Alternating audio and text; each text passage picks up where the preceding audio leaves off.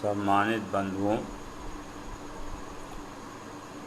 आज चलते रहोगा के 5वें एपिसोड में जितना कुछ इसके पूर्व हमने सूचना में दी है, ज़रूरी नहीं कि वो आज पूरा ही हो जाए, क्योंकि इस 1985 का वर्ष प्रकृति के तरफ से या संयोग से एक लंबे तोहफे का वर्ष था, जिसमें संस्था भारत भारती ने ऐसे काम किए जिसकी संभावना नहीं थी। सर्वप्रथम आज के एपिसोड में मुझे ये बताना है कि संस्था भारत भारती ने जिला चिकित्सालय जो हमारा ज़िले का था, उसमें मरीजों के तीमरदारों के लिए यानी अभिभावकों के लिए जो उनकी देखभाल करने बाहर रहते थे, उनके लिए कोई शेड नहीं था। अमूमन उनके तीमरदार खुले में खाना बनाते थे, खुले में ही सोते थे। बरसात हो जाती थी या धूप आता था तो किसी तरह वो अपना शेड खोजकर कहीं न कहीं बैठ जाते थे। यह देखने के बाद हमारे साथ जो एक सशक्त व्यक्तित्व भारत भारती में आए, श्री करतार केशव यादव, वो बड़े ही कर्मठ, प्रयत्नशील और शहीदों के प्रति विशेष समर्पित व्यक्तित्व था। उन्होंने जिला अस्पताल में एक रैन बसेरा बनवाने के लिए अथक प्रयास करके विभाग से अनुमति प्राप्त की। उस अनुमति के बाद हम लोगों ने प्रयास किया, निर्माण की शुरुआत हुई। जिला चिकित्सालय में जो हम लोगों ने रैन बसेरा बनाया, उसकी लंबाई और चौड़ाई लगभग 30 बाई 50 है, जो आज भी है। उस भवन बनाने के समय जिला चिकित्सालय में पानी का कोई सरकारी स्रोत नहीं था, न तो कोई ट्यूबवेल था और न नगर पालिका का कोई कनेक्शन था। और अगर रहा भी होगा तो मैं समझता हूँ कि डॉक्टर जो वहाँ निवास करते थे उनके आवास पर भले ही रहा हो, प्रांगण में नहीं था। जल की जो पूर्ति होती थी जिला चिकित्सालय में, वह चिकित्सालय के प्रांगण में एक कुआं बना हुआ था, जिससे वहाँ के कर्मचारी पानी भर भर कर जिला चिकित्सालय के जल आपूर्ति करवाया करते थे। उसी का सहारा हम लोगों को भी लेना पड़ा और हम और करतार जी दोनों सुबह 8 बजे जिला चिकित्सालय पहुंच जाते थे और वहाँ बनी हुई टंकी, टेम्परेरी टंकी जो थी, उसी में हम लोग कुएं से पानी भर भर कर एकत्र करते थे, दिन भर का काम जिससे चल सके। और 9:30 बजे के लगभग हम लोग वहाँ के जो कार्यक्रम थे वो पूरा करके मैं अपने प्रतिष्ठान चला जाता था और करतार जी अपनी दीवानी में जो उनकी सेवा थी वहाँ चले जाते। इस तरह होते होते और चंदा मांगते मांगते बहुत से ईंट भट्ठों के मालिकों ने ईंटा मुफ्त दिया, बहुत से अभियंताओं ने सीमेंट मुफ्त में दी। इस तरह बाकी मजदूरी इत्यादि के लिए हम लोग सामाजिक चंदा इकट्ठा करते थे और वह चंदा से लगभग 9 महीने में वह रैन बसेरा निर्मित होके तैयार हो।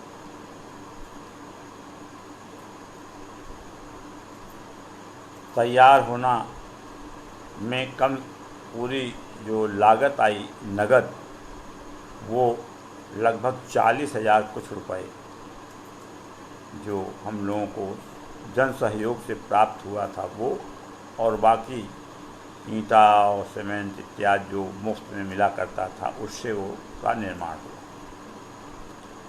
निर्माण हो जाने के बाद ये लिया गया कि अब इसका उद्घाटन होना चाहिए।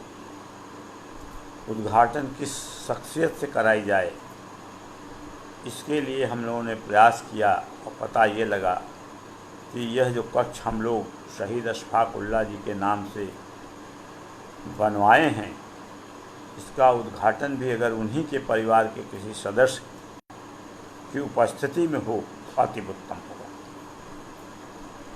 प्रयास किया गया। अशफाक उल्लाह जी शाहजहाँपुर के रहने वाले थे। हम और करतार जी दोनों शाहजहाँपुर गए। पता लगाते लगाते मालूम हुआ कि उनका घर बड़ा जगह है। जब वहाँ हम लोग पहुँचे तो उनके पौत्र बड़ी अच्छी सेहत, बड़ी अच्छी लंबाई चौड़ाई जैसे कि अशफाक उल्लाह साहब की थी, और बहुत ही खूबसूरत व्यक्तित्व सामने आए। हम लोगों ने अपना परिचय बताया। उनसे हम लोगों ने जब नाम पूछा तो उन्होंने अपना नाम अशफाक उल्लाह बताया। इस पर थोड़ा आश्चर्य हुआ। पूछने पर मालूम हुआ कि उनके दादा ने अपनी अंतिम इच्छा प्रकट की थी कि हमारे ख़ानदान में हमारा यह नाम चलता रहे और अगली जो भी संतान कोई फांसी लगने के बाद पैदा हो उसका नाम अशफाक ही रखा जाए। उसी परिपाटी को निभाते हुए परिवार ने उस पहले पौत्र का नाम अशफाक रखा। बड़े ही सद्भावना से अशफाक जी मिले। उनको हम लोगों ने अपने प्रपोजल बताए। बहुत खुश हुए और उन्होंने कहा कि अरे भाई, यह काम तो मैं भी नहीं कर सका अपने दादा के प्रति। जो श्रद्धांजलि आप लोग हमारे दादा के प्रति कर रहे हैं या करने जा रहे हैं, उससे तो मैं बहुत शर्मिंदा भी हूँ और बहुत प्रभावित हूँ। और उन्होंने स्वेच्छा से उद्घाटन के समय आने की अपनी स्वीकृति दी। उस दिन 2 कार्यक्रम होने थे। पहले सत्र में सुबह के वक्त उद्घाटन अशफाक उल्लाह रैन बसेरा का होना था, और दूसरे सत्र शाम को 23 जनवरी का वार्षिक कार्यक्रम, जिसमें नैतिक सम्मान दिया जाता रहा। ये हमारा पाँचवा नैतिक सम्मान वर्ष था। इस मंच पर अशफाक उल्लाह के साथ साथ विशिष्ट अतिथि के रूप में हमारे उस आयोजन के लिए देश के सुप्रसिद्ध साहित्य रत्न कविवर राम कुमार वर्मा जी ने अपनी स्वीकृति दी थी आने की। ऐसे महाकवि जो कवि भी थे, लेखक भी थे, नाटककार भी थे, और राष्ट्रीय स्तर का एक व्यक्तित्व राम कुमार जी का था, जिन्हें साहित्य रत्न की उपाधि से सम्मानित किया था। वो उन्होंने भी स्वीकृति दी। चिकित्सालय के सीएमओ साहब मिस्टर वर्मा जी भी उस सभा की अध्यक्षता कर रहे थे। इस तरह शाम को दूसरा सत्र का प्रारंभ हुआ। उस सत्र में जिन लोगों को सम्मान मिलना था उनमें मुख्य रूप से श्री के.एम. नारायण, अध्यापक ए.एच. इंटर कॉलेज मुसाफिरखाना, श्री रामदेव, ग्राम प्रधान मानिकापुर परासिन, श्रीमती हरदेई, सफाई कर्मचारी, श्री बैजनाथ प्रसाद लेखपाल, राम उजागिर श्रीवास्तव कलेक्ट्रेट के कर्मचारी, श्री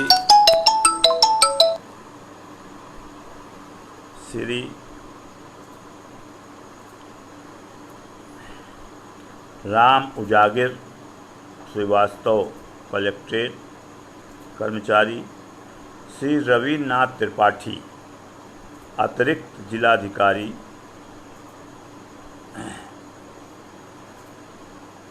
श्री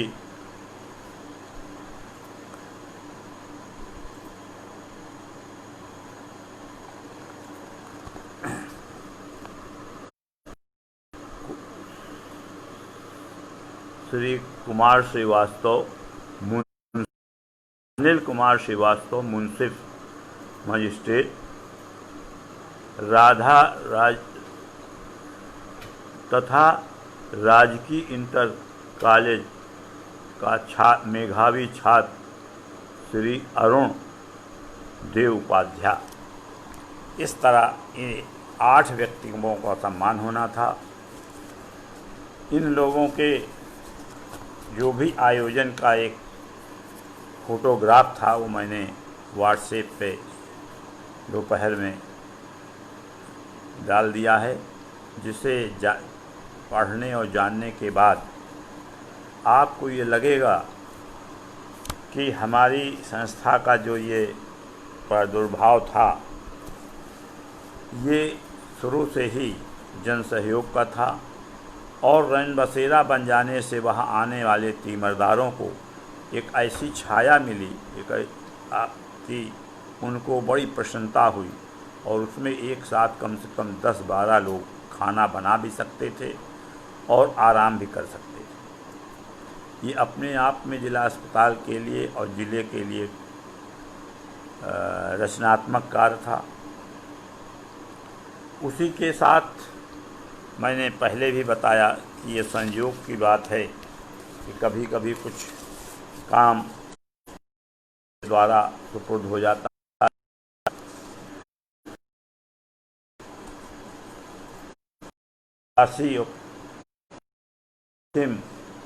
माह में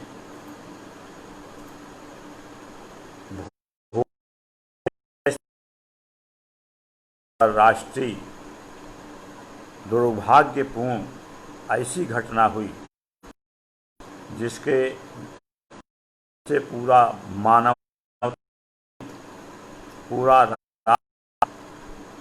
शोकाकुल हो गया और जहाँ तक बाद में पता लगा कि लगभग उस गैस त्रासदी में 21 और अपनी जानें गंवाई और लाखों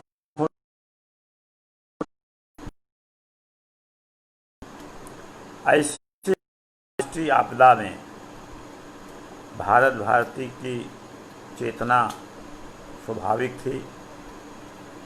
भारत भारती ने भी जन सहयोग से उस समय पैसे की जो 85 की स्थिति थी बहुत ही दयनीय थी। जनता में देने की भावना जागृत नहीं हुई थी। हर देने वाला सशंकित भाव से मांगने वाले को या हम लोगों को देखता था, लेकिन फिर भी हम लोगों के प्रयास से भारत भारती ने 4584 रुपये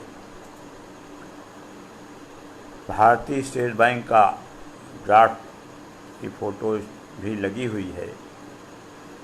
सचिव सहायता वल्लभ भवन भोपाल,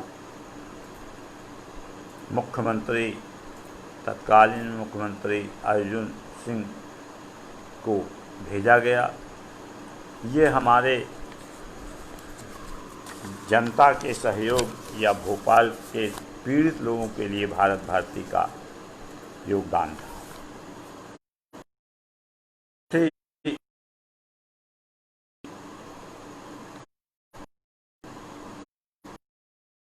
कानपुर की एक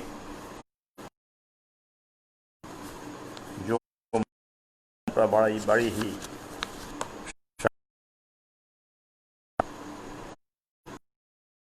फुल्लागंज की श्री शहजादी महिला, जिसकी पुत्र वधू का 6 माह पहले टिटनेस के आक्रोश में इंतकाल हो गया था और 6 महीने बाद उसका लड़का मुस्तकीम हृदय गति रुक जाने से उसकी मृत्यु हो गई। और जब ये दोनों पुत्र और पुत्रवधू का इंतकाल हुआ, उसके 2 बच्चे थे। पहला बच्चा लगभग 7 वर्ष का था और दूसरा बच्चा 1.5 साल का था, जिसका नाम इस्माइल। 80 साल की बूढ़ी शहजादी जो बच्चों की दादी थी और पुत्र और पुत्रवधू यानी परिवार में कमाने वाले दोनों प्राणियों का अंतकाल 6 महीने में हो चुका था और 2 अबोध बच्चों को लेकर उस बूढ़ी दादी ने के लिए जो समस्या थी, जो अंधकार था, उस पर किसी की निगाह या तो गई नहीं या किसी को फुर्सत नहीं मिली। उन्होंने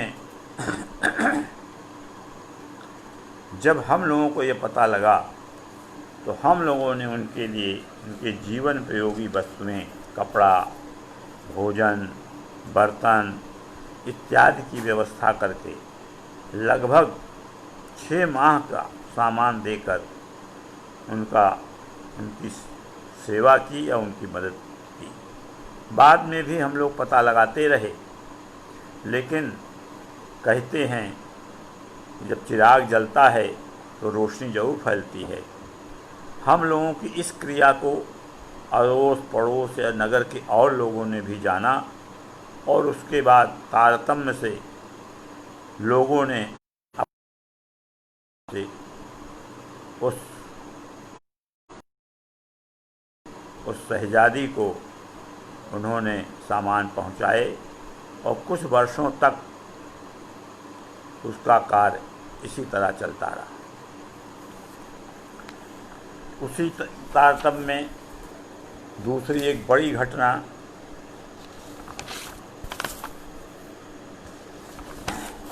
मई महीने में कूड़ेभार ब्लॉक के गांव फूलपुर भटवारा में भयंकर आग लगी।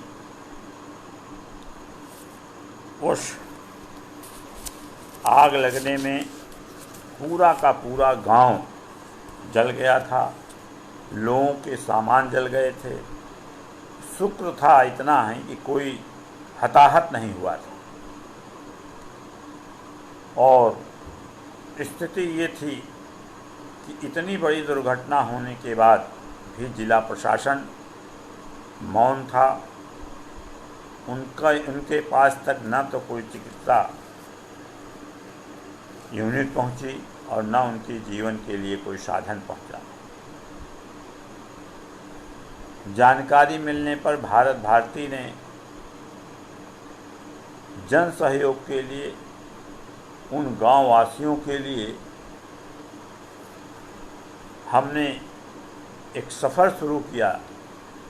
ठेले पर ध्वनि यंत्र लगाकर पूरे शहर में, पूरे बाज़ार में सभी को अवगत कराया।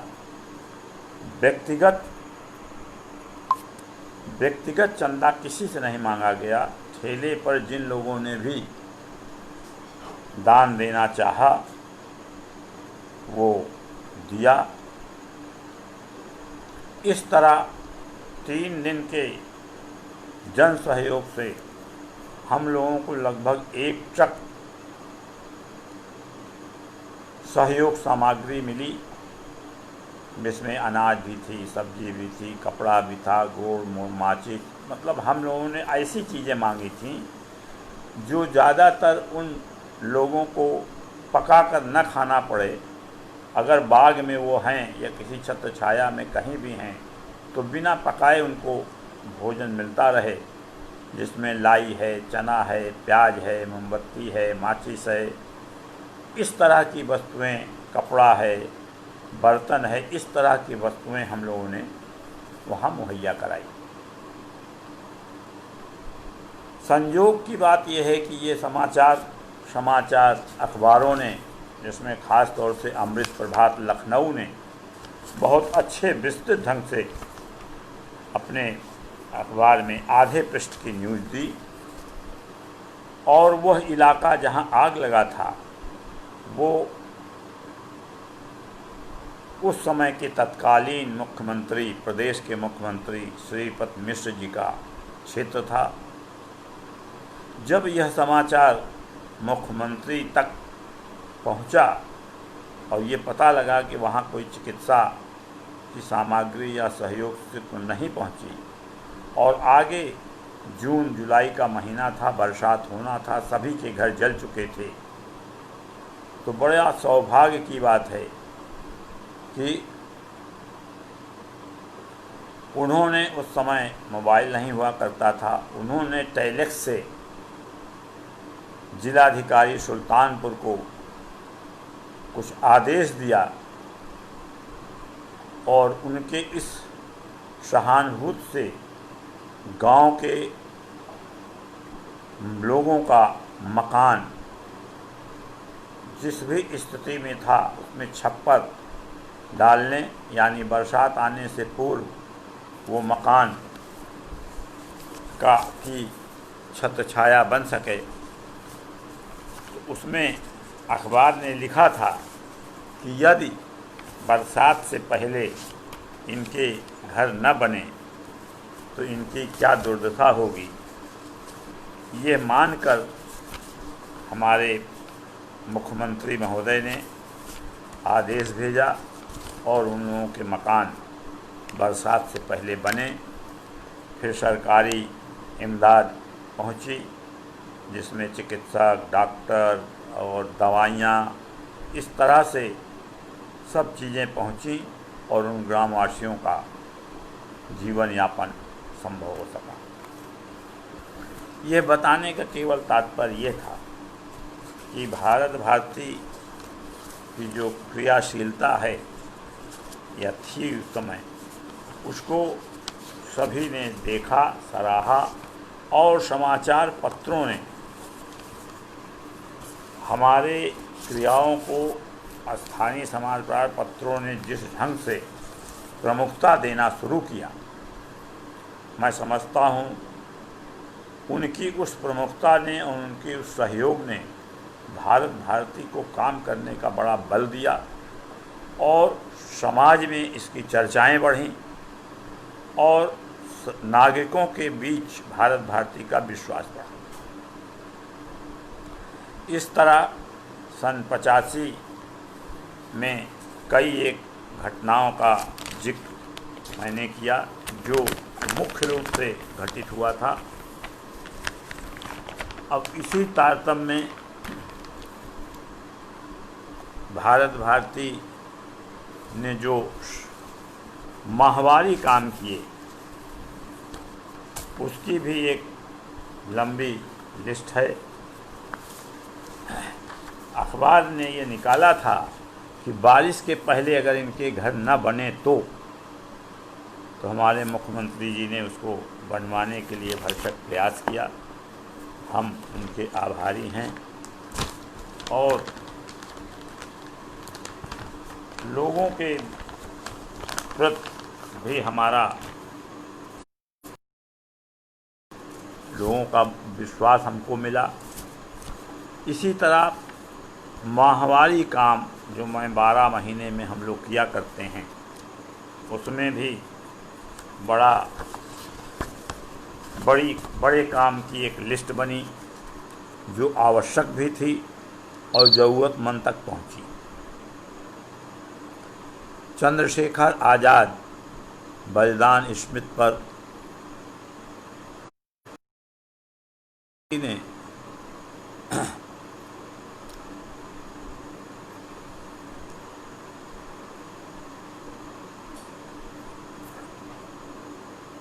उसी शहजादी को सहायता पहुंचाई।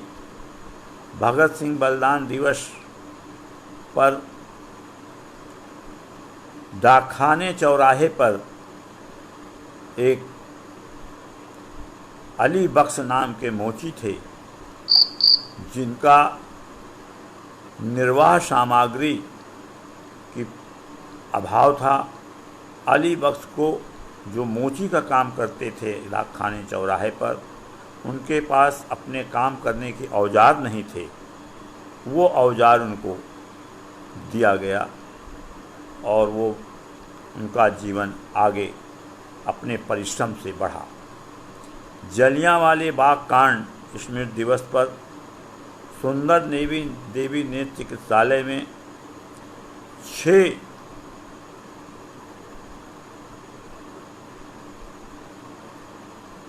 6 मूत्र पात्र चादर दुर्गापुर के निकट जगन्नाथ जूनियर हाई स्कूल मेहुसुना की लोटा बाल्टी रस्सी की भेंट किया गया, क्योंकि वहाँ बच्चों को पीने का जो कुएं का था उसमें रस्सी बाल्टी नहीं थी, वो दिया गया। स्वतंत्रता संग्राम रानी महारानी लक्ष्मीबाई के ही बलिदान दिवस पर फूलपुर भटवारा में हम लोगों ने जो सहयोग दिया। चंद्रशेखर आज़ाद जी की जयंती पर श्री चंद्र राष्ट्रीय इंटर कॉलेज गोसाईगंज के परिसर में 78 वृक्ष लगाए गए। विद्यालय के प्राचार्य श्री रामानुज मिश्र के सहयोग से यह संभव हुआ। आज़ाद की यह 78वीं जयंती थी। स्वतंत्रता दिवस पर पंत स्टेडियम में लंबी कूद प्रतियोगिता आयोजित कराई गई। भगत सिंह जयंती 28 सितंबर को नगर पालिका चिकित्सालय में रोगियों के बैठने के लिए बेंच दिया गया। सरदार पटेल जयंती 31 अक्टूबर को पूरे निक्षेदन ग्राम में ग्रामवासियों के सहयोग से श्रमदान करके 100 फीट लंबी सड़क का निर्माण किया गया। भारत भारती दिवस पर महंत की माता को उनके आवश्यक सामान कंबल इत्यादि दिया गया। काकोरी कांड के शहीदों की स्मृति 19 दिसंबर को शब्बीर करौंदिया तथा सुदामा तिवारी अलीगंज बाजार को एक एक कंबल भेंट किया गया। सुभाष चंद्र बोस जयंती पर जिला चिकित्सालय में बने रैन बसेरा को जिला चिकित्सालय को समर्पित किया गया। इन कार्यक्रमों के अतिरिक्त भी बहुत से काम समय समय पर ऐसे निगाह में आए जो हम लोगों ने उसके अलावा भी किए। महात्मा गांधी इंटर कॉलेज के अपंग छात्र नानू को को पिछले 2 वर्ष से लगातार खाना, पुस्तक, दवाई, कपड़ा और सहायता देकर पढ़ाया जा रहा था। घोसियाना निवासी ही अच्छू राम हरिजन के पुत्र दुर्घटनाग्रस्त टांग को दवाई करा कर उसका स्वास्थ्य लाभ पहुंचाया गया। हरदोई जनपद के ग्राम बेहटा के श्री राम दास जिला अस्पताल सुल्तानपुर में घायल अवस्था में असहाय और अभिभावक रहित भर्ती थे। उनके उपचार के लिए भारत भारती ने पूर्णतः अभिभावक का फर्ज निभाकर उनको स्वास्थ्य लाभ दिलाया। संस्था के 2 सदस्यों ने जरूरत पड़ने पर रोगियों के लिए रक्तदान किया। भोपाल जहरीली गैस पीड़ित लोगों को सहायता हेतु चंदा मांगकर सहायता भेजी गई। इस तरह हम लोगों के काम का जो एक मापदंड था वो यही था कि ज़रूरतमंदों तक हमारी पहुंच हो और इसमें किसी प्रकार का कोई प्रचार प्रसार की इच्छा या राजनीति का कोई समावेश नहीं था। ये हमारे भारत भारती का जो एक दौर था वो इस जनपद के लिए ही नहीं, बाहर के जिलों के लिए भी एक प्रेरणादायी था। मैंने पिछले एपिसोड में बताया था कि मध्य प्रदेश के होशंगाबाद ज़िले का एक आदिवासी बालक जिसने 12 साल की अवस्था में महुआ बिनने गया और वहाँ चीते ने उस पर अटैक करना चाहा, लेकिन उस बालक ने चीते से लड़ाई लड़ी और स्थिति ये बनी कि चीते को छोड़कर जाना पड़ा और बालक बचा, जिसकी बहादुरी पर भारत भारती ने पहले सहयोग किया और तब तक सहयोग किया पढ़ने का जब तक कि वह अपने विद्यालय में प्रथम न आता रहा। बाद में भारत सरकार ने हमारे पुरस्कार देने के बाद भारत सरकार ने उस बच्चे को 26 जनवरी के वीर बालक समूह में शामिल किया और उसको राष्ट्रीय पुरस्कार मिला। इस तरह हमारी जो खोज, हमारी जो क्रिया थी वो पूरे देश के कोने कोने तक पहुंचने लगी और आज हम पूरे राष्ट्रीय स्तर पर ये कह सकते हैं कि हमने सेवा करने का प्रयास किया। इसी के साथ अब अगले एपिसोड में हम अगले बात को रखेंगे। जय हिंद, जय भारत।